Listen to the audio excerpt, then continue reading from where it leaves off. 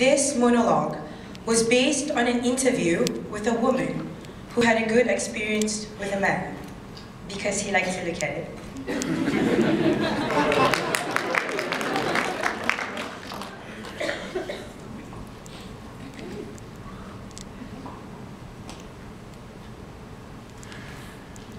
This is how I came to love my vagina. It's embarrassing because it's not politically correct. I mean, it should have happened in a bath with salt grains from the Dead Sea, Enya playing, me loving my woman self. I know the story. Vaginas are beautiful. Our self-hatred is only the internalized repression and hatred of the patriarchal culture. It isn't real. Pussies unite. I know all of it.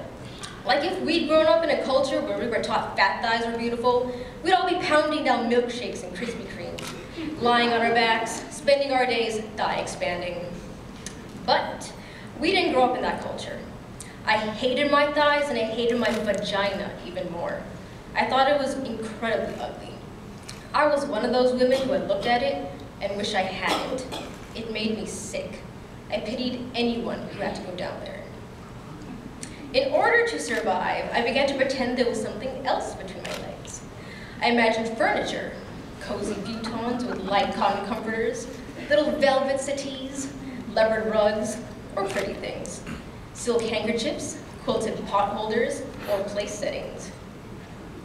I got so accustomed to this that I lost all memory of having a vagina. Whenever a man was inside me, I pictured him inside a mink-lined muffler, or a Chinese bowl. Then I met Bob.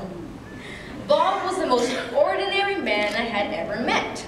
He was thin and tall and nondescript and wore khaki tan clothes. Bob did not like spicy foods or listen to Prince. He had no interest in sexy lingerie. He did not share his inner feelings. He did not have any problems or issues and was not even an alcoholic. He wasn't very funny or mysterious. He wasn't mean or unavailable. He wasn't self-involved or charismatic. He didn't drive fast. I didn't particularly like Bob. I would have missed him altogether if he hadn't picked up my change that I dropped on the deli floor. When he handed me back my quarters and pennies and his hand accidentally touched mine, something happened. I went to bed with him. That was when the miracle occurred. Turned out Bob loved vaginas. He was a connoisseur. He loved the way they felt, the way they tasted, the way they smelled, but most importantly, he loved the way they looked. He had to look at them. The first time we had sex, he told me he had to see me. "I'm right here," I said. "No, you," he said. "I have to see you." "Turn on the light," I said, thinking he was a weirdo and freaking out in the dark. He turned on the light. Then he said, "Okay, I'm ready to see you." "Right here," I waved. "I'm right here." Then he began to undress me.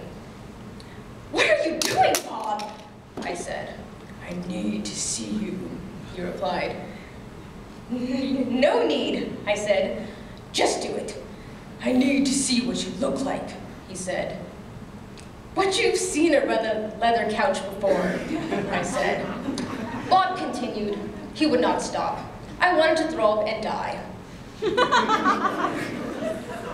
"This is awfully intimate," I said. "Can't you just do it?" "No," he replied.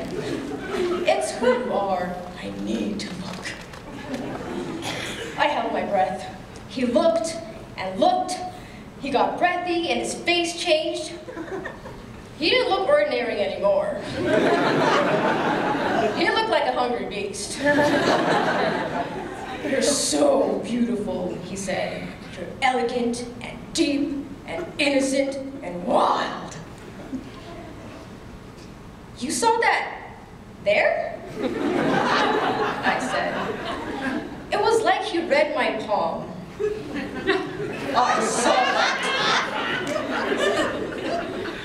"I saw that," he said, "and more, much, much more." stayed looking for almost an hour, as if he were studying a map, observing the moon, looking into my eyes, but it was my vagina.